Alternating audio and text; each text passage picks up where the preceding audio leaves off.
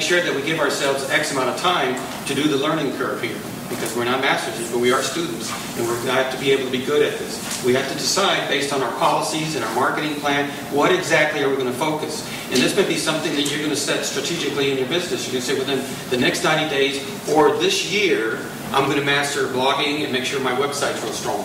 And you start adding on within that step-by-step process. Don't just all of a sudden just start taking on, because there's a learning curve in that exercise on it.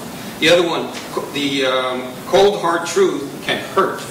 When you start looking at these reviews, all of a sudden your name may come up on these reviews, or things may come on there that are negatives. So you need to understand that you're going to have to be able to deal with it. All right. I remember there was a little young man that started a business, and he sold worm poop. All right. He was able to turn his worm poop into a liquid, and then in the liquid you'd sell it to the roses and all the people that had landscaping, and he made a lot of money. But the problem is that the bottle that he used looked very much like the Coca-Cola bottle. So the Coca-Cola people was going to sue him in the process of it. So by him being on the internet, all of a sudden there was a revolution that started, because he was able to say David and Goliath thing, that I'm being attacked by these big corporations, and all of a sudden his sales skyrocketed. And so you understand that there's a world out there that has its self-impulses, self-triggers in that exercise on it. Your competitors will be watching, and they will, as you start posting, and they will do it. You remember the movie The Miracle of 34th Street, and this is non-social media. This was back on TV and stuff. Well, in that exercise there, you actually had two big corporations. You have Macy's and Gibbels. And at the big argument of that movie was, we don't want people to know how we compete with each other. And that movie was going to reveal how they actually compete. They actually used the Santa Claus, became this issue where they would refer people, oh, go to Gimbels, go this, that, and the other. And they didn't want that exercise to be revealed. And that was something that was going to hold the movie from coming out. Something as simple as that. But when I go look into the internet and I start looking at companies, I'm looking at strengths and weaknesses. I'm doing a SWOT analysis of that company. And I'm trying to figure out what is that weakness, and that's where I'm going to go ahead and try to customize my strength in that process to it.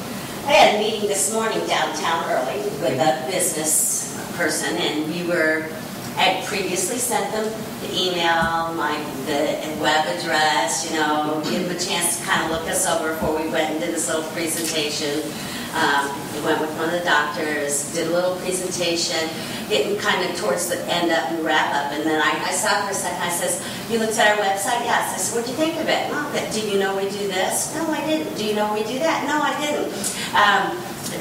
We're linking them to another person to help with referrals, and we're all kind of working as a little network all together. And they really don't read it. They really don't read it. I was like, I'm thinking, this social media thing, and why don't they read it? It's like, if he really read it, he would have known we did all this stuff. But, I could use that. Let me write that down. He's grabbing our business cards at the end, and he's writing, what else do you do? What else do you do? And I'm like, he really didn't read it. It was that face-to-face saying, do you know we do this? We do evaluations. Do you know we do this? Do you know we do? And he's like, no, and it's like. But they don't get back to it now. Yes. Now they're like the yes. media. That's when you've got to drive them to it, because who cares?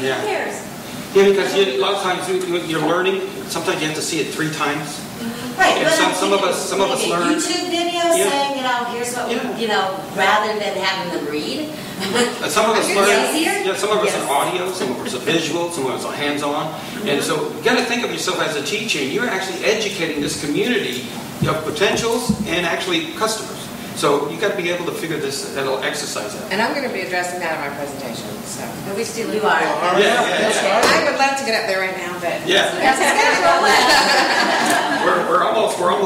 It's good because she's coming right out here. This is to kind of give you the flow of what's happening out there. A lot of times you think of emails all over the place, but actually email is going backwards. I mean, there's a lot of people not using emails. They're actually going into their Facebooks and communicating through their Facebooks. So you start seeing social media has gone up 43%. And you're looking at online, of course, is very high, but then when you actually look at some of the other things that we've been used to, you don't see negative behavior patterns of people using them. So I just threw that in there to kind of let you know that a lot of these have a life of their own. They start, and what's actually developing here are communities. And Eunice and Joseph will be able to talk about these little communities that are being built. So this is where I am here, and what's important here to understand that the paradigm shift. In the old days, all right, so a social trend in which people use technologies. So the factory would sell to me. So here what's happening is to get the things they need from each other rather than from the traditional institute in the corporation. So instead of me going straight to the corporation, all right, I'm going to my peers. I'm actually talking to my peers. There's a different medium. Now I'm deciding. Now I'm, when they talk about the buyer's market, it's really here a big challenge.